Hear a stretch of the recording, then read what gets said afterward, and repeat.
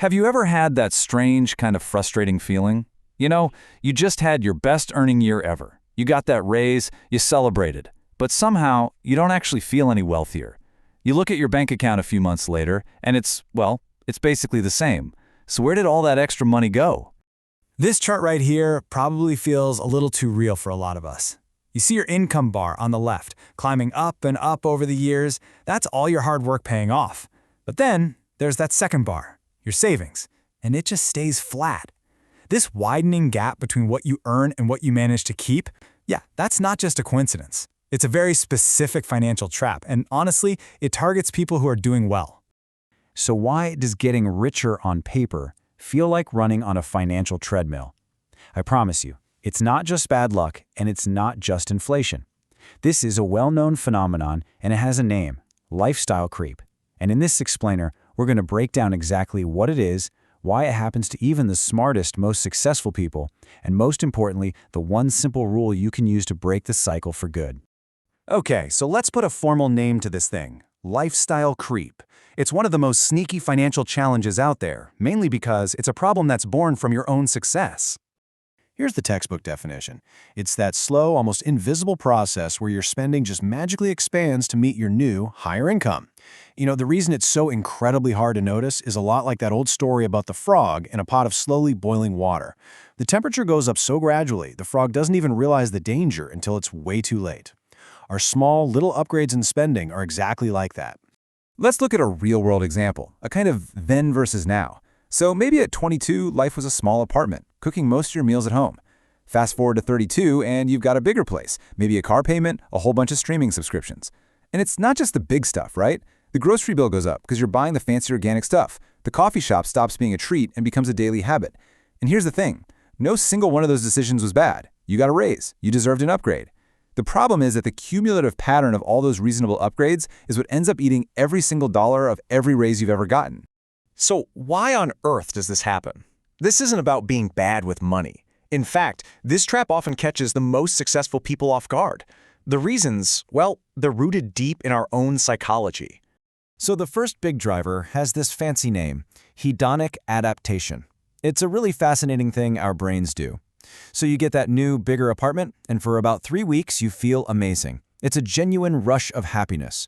But then it just becomes your apartment. It's the new normal, your new baseline. Your brain just resets, and now you need the next upgrade just to feel that same excitement again. This process puts you on what psychologists call the hedonic treadmill. You're running faster and faster financially, making more, spending more, but you're not actually getting anywhere in terms of your overall happiness. It boils down to this pretty brutal truth: you're not actually getting happier, you're just getting more expensive. But it's not just what's going on inside our own heads. Oh no, there's an external force that's just as powerful, if not more so: social comparison. Lifestyle creep is almost never driven purely by what we want. It's driven by the people we unconsciously compare ourselves to. Think about it. When you get that big promotion, you don't just get a new title and more responsibility. You get a whole new comparison group. You start hanging out with senior managers or directors. You see the cars they drive, the vacations they take, the neighborhoods they live in. Nobody ever comes out and says, hey, you have to keep up, but that unspoken pressure to match the lifestyle of your new peer group is intense. It's one of the most powerful, hidden forces shaping our financial choices. All right, now here's a real paradox for you. You'd think this lifestyle creep trap would be most dangerous for people on a tight budget, but it's actually the opposite. It's most powerful and most dangerous for high earners. And the reason for this is something called spending friction. See, when you're earning less, any big purchase requires some thought. You got to check the budget, maybe wait a few days. That's friction. But when you start earning more, that friction just evaporates. A purchase that you would have agonized over for a week when you made $40,000 a year becomes a split-second decision when you make $120,000. The more you earn, the less resistance there is between "I want that" and "I bought that." And this brings us to an absolutely critical point. Income is not wealth. They are two different things.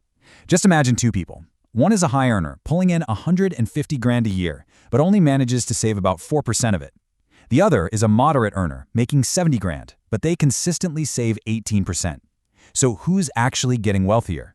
It's not the person with the bigger paycheck. It's the one with the bigger gap between what they earn and what they spend. Your savings rate, that is the real measure of wealth building. At the end of the day, the goal isn't just a bigger salary. The goal is a bigger and bigger gap between your income and your spending. True financial freedom comes from the money you keep, the money that's working for you. That is the definition of wealth. Okay, so we've diagnosed the problem, we've looked at the deep psychological reasons it happens. Now, for the most important part, the fix. And the really good news? It's not about complex budgets or depriving yourself of everything you enjoy. It's a single, simple rule that can permanently break this cycle. The solution is this number, 50%. That's it.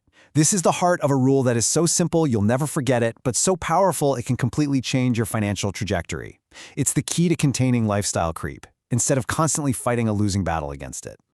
So here's how the 50% rule works, and it's just beautifully simple. Every single time your income goes up, a raise, a bonus, a new higher-paying job, you take half of that new money, after taxes, and you immediately send it to your savings or investments. The other half? That's all yours. Enjoy it. Upgrade your life. This way, you get a real, tangible boost to your lifestyle right now, while also building serious wealth for the future. You earned it, so you get to enjoy it and invest it. The real genius of this rule is that it replaces willpower with a system, and we all know willpower runs out. The most effective way to do this is to automate it.